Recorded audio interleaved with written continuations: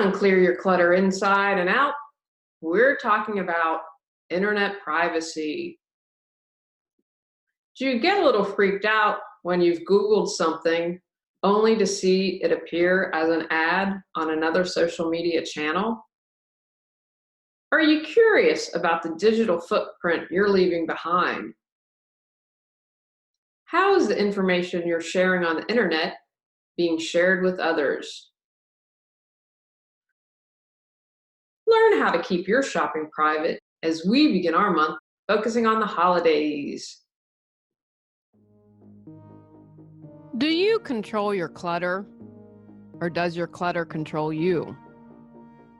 On Clear Your Clutter Inside and Out, we'll teach you awareness as well as action steps to create change in your life. Come on, let's get started. Today's episode was inspired by my dear friend Cotty. I signed up for an extension, it's a Google Chrome extension that does a price search. So when you are online shopping, they can make sure you are getting the best possible price, and it also gives you reward money. The first thing Cotty asked me when I was like, hey, I found this, was what's their privacy policy? I hadn't even thought to question it.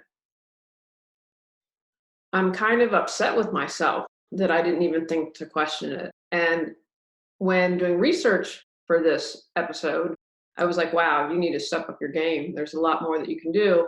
And I truthfully hadn't given it a lot of thought. Yeah, I get super annoyed. I have been looking for walking shoes for an upcoming trip. And if I Googled it, it would then show up in Facebook or on Instagram, or it would show me tons of shoes I wasn't even looking for, but the brand had obviously had a paid ad. With the holidays coming up, I'm sure a lot of you are going to be online a lot, maybe just searching for presents for yourself or others. And I thought this would be a good time to, hey, let's check this out. How private is what we're searching for? I'm going to give you some information. Obviously, Google's your best friend. Research what you need to, but I feel like we're going to get a good chunk of information today, give you a lot to think about, some actions you can take to make sure the private eyes aren't watching you. In an article by Thomas Reuters, and I took some information from them throughout the episode, I found that to be really valuable. There are two other sources I use, which I'll cite. Their article stated that Pew Research Institute study found that controlling personal information online is very important to 74% of Americans. And apologies, I know I have listeners and viewers in other countries. I just kind of went with what I could find. I think it's probably very similar. I think the majority of us are concerned about online privacy. In another Pew study, 86% of Americans have taken action to maintain their privacy, deleting cookies, encrypting email, and protecting their IP address. Last month, I talked about wills and having a living will and an advanced healthcare directive, and those numbers were less. So people, just based on, again, it's a small study, but in these two small samples, people are more concerned about internet privacy than having a will. So that should tell you that it's pretty important. What's going on? You leave a digital footprint wherever you go. When you visit a website, use your credit card online, join a rewards program, sign up for a newsletter, post on social media, store stuff in the cloud. Whatever you're doing, you're leaving your mark. Your personal information may be shared in ways that you weren't aware of or expecting. The example I used was shoes earlier. That has become more prevalent. I've seen a definite increase in that. Like life, nothing is 100% guaranteed. But we're going to give you some tips today to hopefully increase your privacy. One of the reasons I have been hesitant to do more online is because I'm concerned that a cyber attack will happen. I'm going to share a couple of examples of something that happened in my business. I'm not counting on the government, guys. I just it's this big behemoth. They are going to do the best job possible, but I'm not looking to them to make it right. In another Thomas Reuter article, they shared a few of the laws. There aren't a blanket, really great federal laws set up. There are a patchwork of state and federal laws, so I'd encourage you to research what's going on where you live. And it's important because it affects your online privacy. And even with the laws in place, guys, I don't expect them to solve everything. And I'm going to share a few that we currently have that I thought were interesting. One is the Federal Trade Commission Act, FTC 1914, which regulates unfair, deceptive commercial practices. The FTC is the primary federal regulator of the privacy area and brings enforcement. Again, I'm not counting on them. This includes failing to comply with posted privacy policies and failing to adequately protect personal information. The Electronic Communications Privacy Act, 1986, protects certain wire, oral, and electronic communications from unauthorized interception, access, use, and disclosure. When we purchased the house, we had run into some challenges, and so because we purchased a house before we sold ours, and my father stepped up, took out a loan for us. And so when we went to pay him back, I think they were more concerned about drug money, but because it was a transaction over $10,000, we had to, I'm in a small town in West Virginia, Pittsburgh was the closest town. We had to route it all through that. But I think they're more concerned about that than the internet privacy laws. Again, just my observation.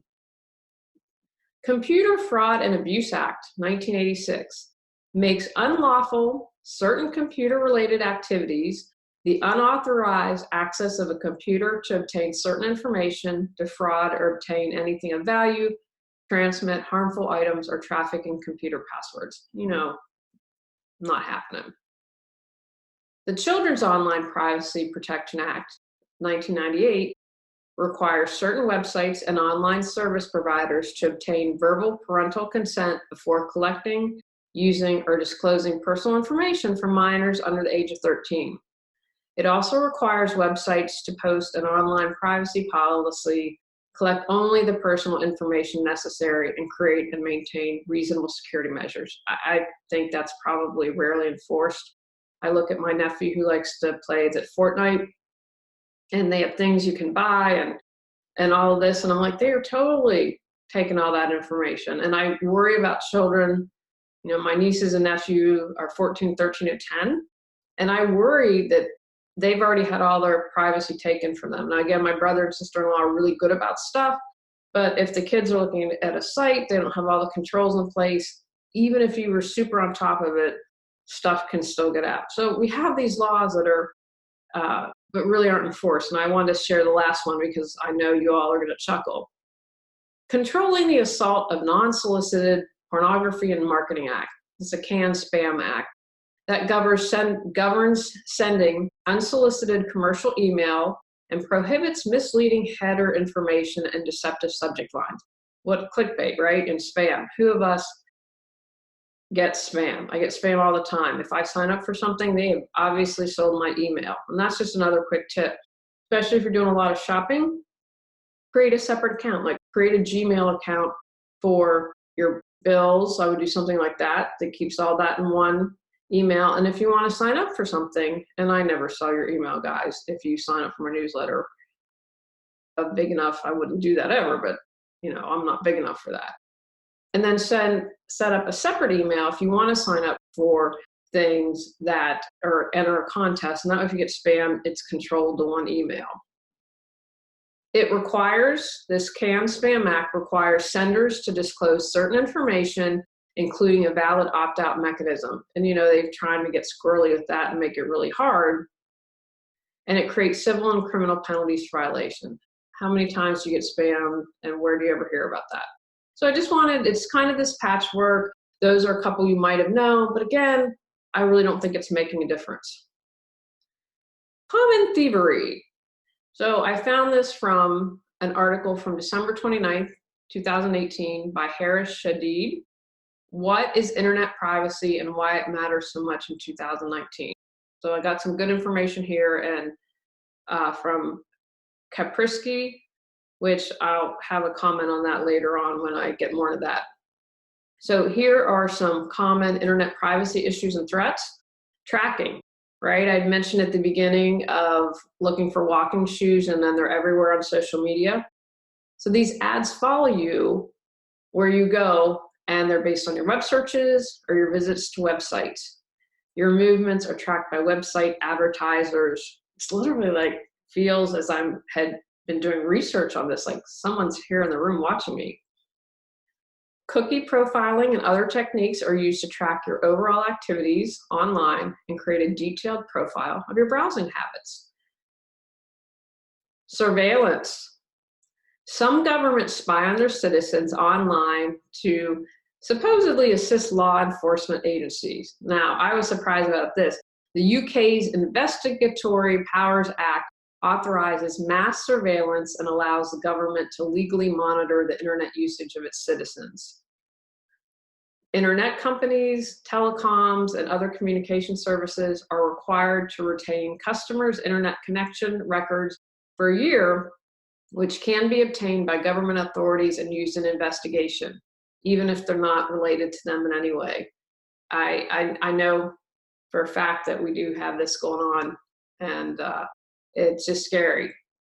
We joke, we had Siri, not Siri, what was the other thing? There's the Google Home and Amazon Alexa. And we had it, and I loved it because I could do my grocery shopping list, be like, add bananas to the list, or what's the weather forecast? And then we're like, oh my gosh, they're hearing everything. And so then I would say things, my husband's like, please don't, I do not want the government knocking down our door. But we no longer have Alexa or Google Home because that's a concern. Some people mistakenly believe that you're either born organized or you aren't. Not true. Getting organized and clearing clutter, as well as learning to be more mindful and aware, is a skill that you can learn and will support you your entire life. Julie Coraccio's online classes and online workshops are friendly and conversational. Each class also contains action items for you to implement once you've completed the class. Visit reawakenyourbrilliance.com to learn more. Good old-fashioned theft. A staggering 17 million Americans have been affected by identity theft in 2017. I was shocked by that. 17 million, that's crazy. Cyber criminals use malware, spyware, and phishing techniques to break into your online accounts or device and steal your personal information to engage in activities like identity theft. In a podcast, I believe it was 2 years ago, I talked a little bit about that if you're out shopping, so be sure to check out that episode. It's got some more tips on that, practical tips like if you're in the coffee shop, don't join their network and use your credit card. Here are some common practices that are costing you your privacy. And I learned on this, guys, because I have been doing a couple of these. Using the same credentials for multiple accounts. If a cyber criminal gets access to one of your accounts, then they will most likely get into all of them, right? That's why something like LastPass is valuable. Create a killer, strong password. It's the only one you need. Everything else gets autofilled.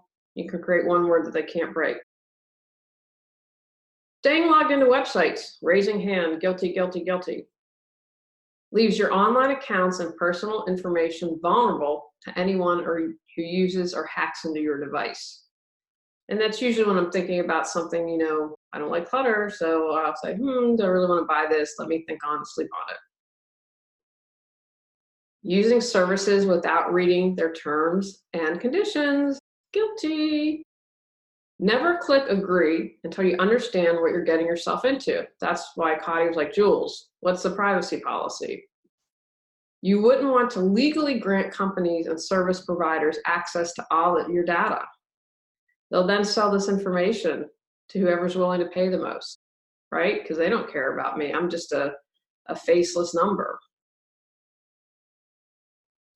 Opening suspicious attachments or downloading malicious files. And I'm good about this, guys. I know can have been able to get better about sending or recognizing, I should say, suspicious attachments. You need to be really careful when you're opening attachments in emails or social media. I know Facebook, it seems like at least once or twice a month, some friend's account has been broken into because they can contain malware, viruses. Always download files from trusted sources because it may result in your computer getting attacked. Ways to protect your privacy and security on the internet. And I use the two sources I mentioned as well as Kaspersky. And I kind of laugh. Remember that probably as I date myself, the 90s, that would seem to be the protection everyone, the defense that people would buy for their computers. Well, he's Russian. And now I've read somewhere they believe that they have been spying on us for years. I don't use that anymore. It's been years, but that has been a way.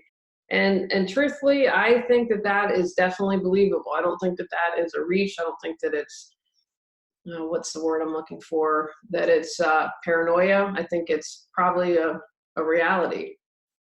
So use secure websites. When I was updating my website last year, the web person's like, you have to get the HTTPS encrypted web server. I'm like, well, why? And she's like, so people know it's safe to buy from your website. See, I didn't know this. That's why you hire people that are experts that know more than you. Personal data flowing between a user's machine and a website machine, just using the HTTP without the S, can be monitored by other companies or potentially intercepted and stolen by malicious hackers. That's where the secure sockets layer, SSL, comes in.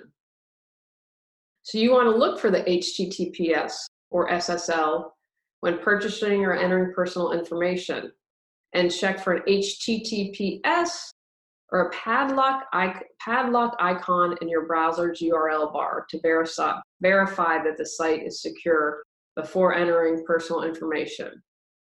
When you see the HTTPS instead of HTTP in your browser's address bar, you'll know it's a secure site. Now I'm paranoid, I'm gonna go have to check my site, but I remember I brought all that. She was like, you have to get this. And luckily, GoDaddy is a one-stop shop. They drive me crazy on some other things, but at least I can get that in easily. Also, threat from the cloud. When you are storing stuff on the cloud, who are they? You've given up administrative and technological controls to someone else. The provider may not securely back up processes, security practice, employees control. You can have someone that goes in and works for them for 6 months, get clearance, and then steals everything. Especially if something's a bargain, you'll want to think about that. Is that really where I want to have my business? So if you have something on the cloud, email them, ensure that all your data is encrypted. Use a virtual private network, a VPN. Using a VPN is the best way to protect your internet privacy. It changes your IP address and assigns you a new one based on the VPN server you're connected to. But it also protects your incoming and outgoing traffic with the military-grade encryption. As a result, your online activities and personal information stay secure and private from snoopers. I think I'm gonna have my husband definitely get this for us. Keep your software up to date. How many are like, yeah, new version, whatever. Keep your operating system, browser, as well as other software like Java up to date to ensure that you don't miss out on new features and security fixes. And remember, you can automate security updates. A strong antivirus program will keep your device free from all types of malware, such as spyware, viruses, trojans, etc. You should also activate your firewall to keep unwanted network traffic at bay. The good news is most operating systems come with it built in. Delete cookies at browser exit. You should delete cookies regularly as they're used by websites, advertisers, or other third parties to track you online. When you clear your cookies manually, you're better off configuring your browser to automatically delete them at the end of a browsing session. Check your social privacy settings.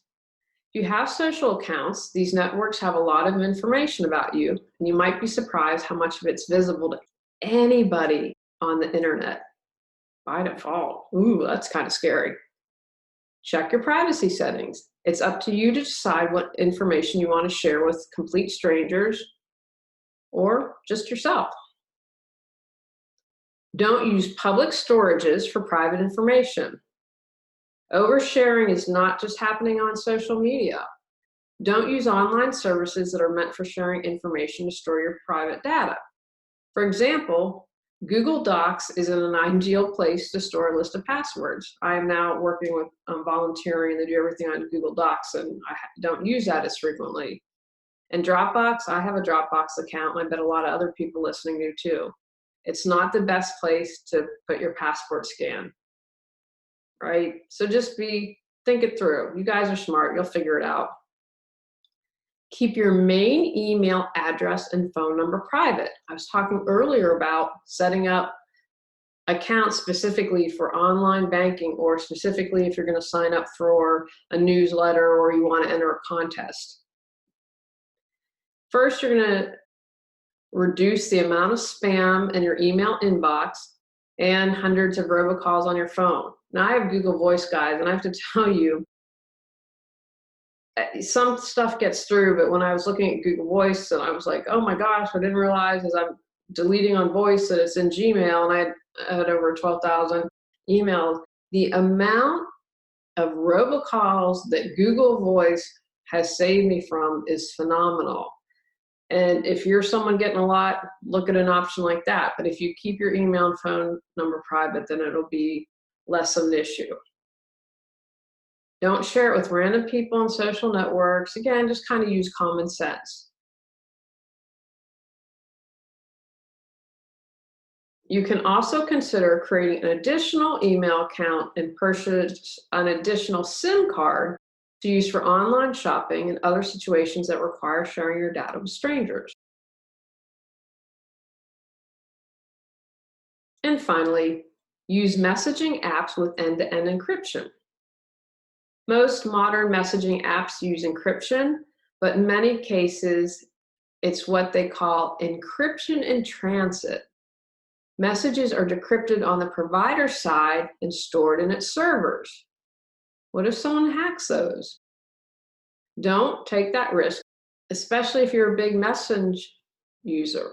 I know my husband and I message all the time. It's kind of boring though, it's nothing that's important.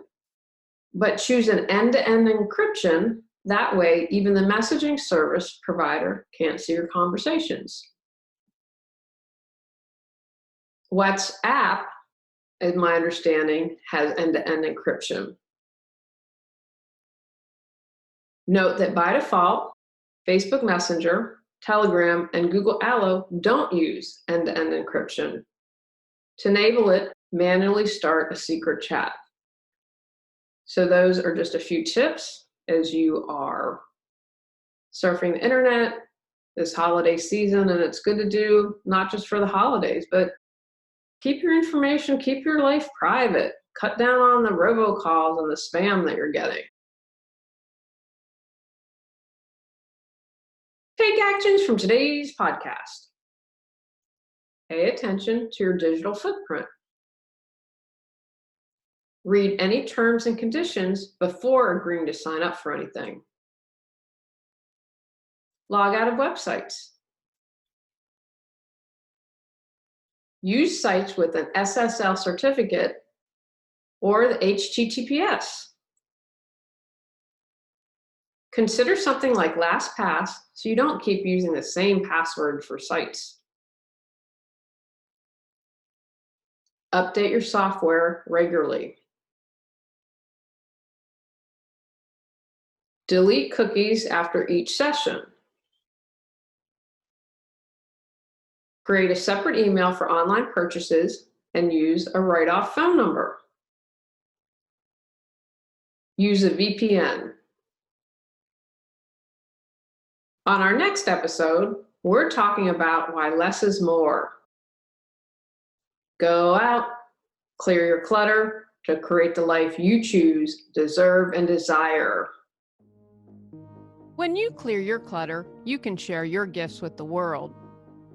Sign up for our free newsletter at reawakenyourbrilliance.com. If you've enjoyed Clear Your Clutter Inside and Out, please rate, review, and share us.